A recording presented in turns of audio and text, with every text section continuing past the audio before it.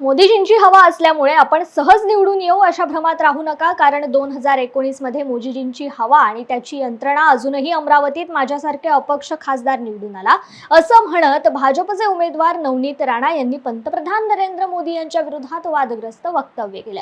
तर या निवडणुकीत प्रत्येक घरातील मतदार ज्याप्रमाणे ग्रामपंचायत निवडणुकीत मतदान करतो त्याच पद्धतीने मतदान करावे लागेल असं देखील नवनीत राणा यांनी म्हटले। पदाधिकारी आहे, मी सगळ्यांना विनंती करेन, हे इलेक्शन आपल्याला ग्राम पंचायत सारखे लढा लागते, त्याच्यापेक्षा भारी पद्धतीने की 12 ते 8 पर्यंत आपला जेवढा मतदान आहे ते सगळं बूथवर गेलं पाहिजे आणि सगळं मतदान झालं पाहिजे। त्या पद्धतीने आपण काम केलं पाहिजे। जर कोणी फुग्यात राहत असाल की मोदीजीची हवा आहे तर गोष्टी लक्षात ठेवा। 2019 मध्ये एक निर्दलीय एक इंडिपेंडेंट खासदार निवडून आली होती। एवढी मोठी यंत्रणा असूनही सुद्धा एक निर्दलीय व्यक्ती या जिल्ह्यामध्ये झेंडा काढून गेली होती। तर त्या फुग्यात कोणताही कार्यकर्ता राहू नाही की मोदीजींची हवा आहे म्हणून आपण सहज निवडून येऊ। मोदीजींना ज्या पद्धतीने देशात सगळे